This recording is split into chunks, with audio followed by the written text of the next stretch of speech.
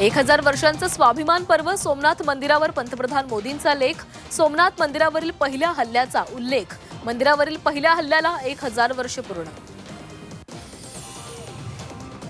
मुंबई मनपासाठी ठाकरे बंधूंची एकच संयुक्त सभा होणार. शिवाजी पार्कवर दणदणीत सभा होईल. खासदार संजय राऊतांची माहिती. शब्द ठाकरेंच्या वचननाम्यानंतर आज उद्धव आणि राज ठाकरेंचा शिवडी विधानसभा क्षेत्रामध्ये एकत्रित दौरा. शाखांना भेटी देत कार्यकर्ते आणि मतदारांशी संवाद साधणार. लालबागमधील प्रभाग क्रमांक 204 मधून करणार प्रचाराची सुरुवात. संभाजीनगरमध्ये एमआयएमच्या रॅलीमध्ये नोटांची उधळण. कार्यकर्त्यांकडून आचारसंहितेचं उल्लंघन झाल्याचा आरोप. रॅलीचा व्हिडिओ व्हायरल. यारी में गद्दारी नहीं और गद्दारों से यारी नहीं.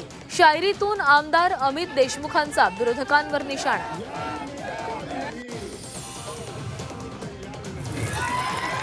पुणे शहरात अजितदादांना प्रश्न विचारणारे बॅनर्स. जमिनी लाटणाऱ्यांचा प्रचार करणार का?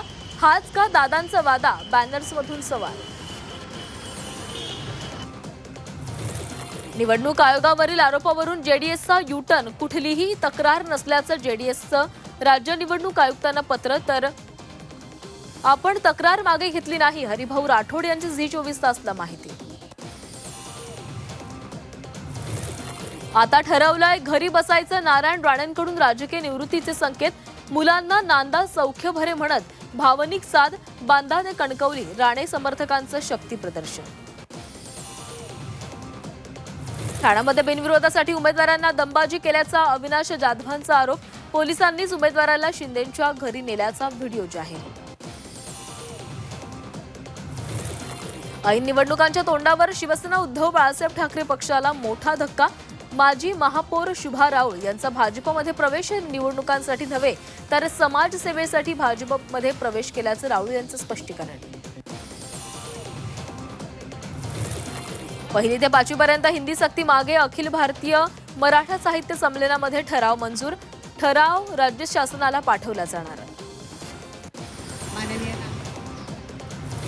विमानात उड्डाणादरम्यान पॉवर बँक किंवा पोर्टेबल चार्जरद्वारे इलेक्ट्रिक उपकरणं चार्ज करण्याला पूर्णपणे बंदी.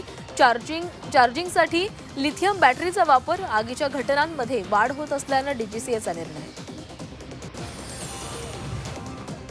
T20 विश्वचषक स्पर्धेमध्ये बांगलादेश क्रिकेट बोर्डाचं भारतात आपला संघ न पाठवण्याबाबत रडगाणं सुरू. संघाच्या सुरक्षेबाबतची कारणं सांगत T20 विश्वचषकासाठी आपल्या राष्ट्रीय संघ भारतात न पाठवण्याचा निर्णय बीसीबीनं घेतला. सोन्याच्या भावात पुन्हा वाढ. सोनं 1,35,200 रुपयांवर. चांदीचे भाव 2,35,000 स्थिर.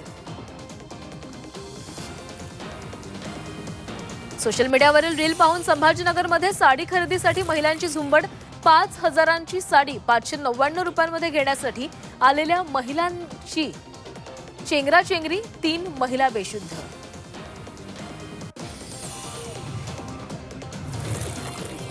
खुल्या जागा आरक्षणात नाहीत. भरतीमध्ये सर्वांना उपलब्ध. SC, ST, OBC आणि EWS ही खुल्या जागेसाठी पात्र. सर्वोच्च न्यायालयाचा मोठा निर्णय.